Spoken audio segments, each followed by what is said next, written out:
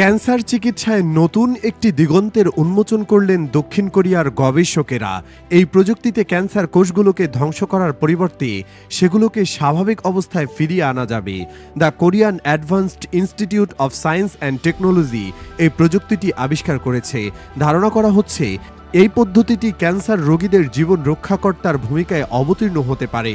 বিভিন্ন ধরনের ক্যান্সার চিকিৎসা প্রযুক্তির কল্যাণে উন্নত হয়েছে, তবে এখনও প্রায় সকল ক্যান্সার চিকিৎসার ক্ষেত্রে মূলত ক্যান্সার আক্রান্ত কোষগুলোকে ধ্বংস করা হয়। তবে এই পদ্ধতির কিছু সীমাবদ্ধতা রয়েছে, যেমন ক্যান্সার কোষগুলো প্রতিরোধ ক্ষমতা অর্জন করতে পারে এবং এই প্রক্রিয়ায় স্বাভাবিক সুস্থ কোষও ধ্বংস হতে পারে।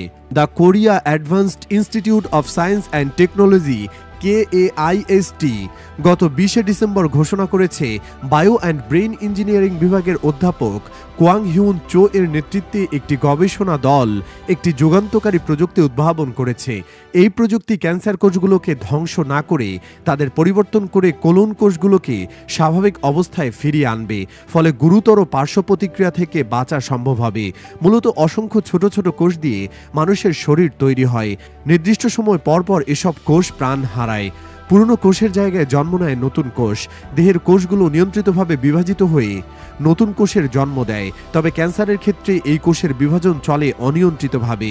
গবেষক দলটি লক্ষ্য করেছে অনকেজোনেসিস বা ক্যান্সার হওয়ার প্রক্রিয়া স্বাভাবিক কোষগুলো তাদের স্বাভাবিক পরিবর্তনের ধারা থেকে পিছিয়ে যায়, অর্থাৎ এই কোষগুলো স্বাভাবিক পরিবর্তনের ধারা না মেনে অনিয়ন্ত্রিত আচরণ করতে শুরু করে, যা ক্যান্সারের সূচনা করে।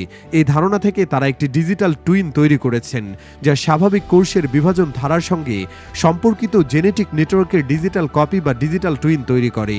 এটি একটি ভার্চুয়াল মডেল বা সিমুলেশন, যা মূলত কোষের পরিবর্তন প্রক্রিয়া সম্পর্কে বিস্তারিত তথ্য জানার একটি ডিজিটাল মডেল তৈরি করে।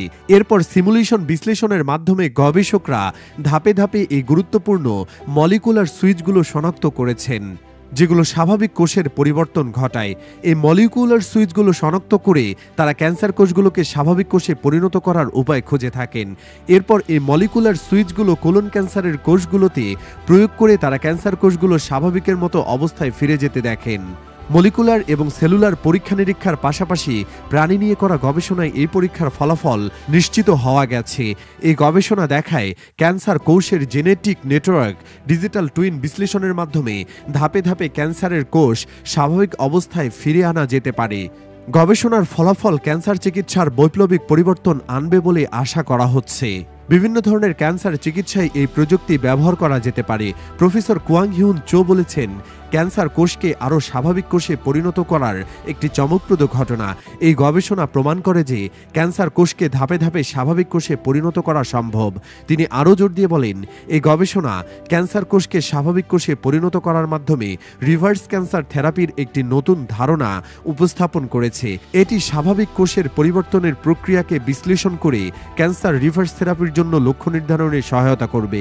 জানা গেছে এই গবেষণার ফলাফল বায়োরিভার্ট কোম্পানিতে স্থানান্তরিত হবে এবং এটি ব্যবহার করে ক্যান্সার রিভার্স থেরাপির উন্নয়নের কাজ শুরু হবে। আর এটি সফল হলে ক্যান্সার রোগীদের প্রাণ বাঁচানো অনেক বেশি সহজ হয়ে যাবে। ফলে গবেষণাটির সফলতার দিকে তাকিয়ে আছে বিশ্ববাসী। এই গবেষণাটির সাধুবাদ জানাচ্ছেন চিকিৎসকরাও। তাদের ভাষ্য, এটিকে সফল করা গেলে কোটি কোটি ক্যান্সার রোগী সহজেই সুস্থ হয়ে উঠতে পারবেন।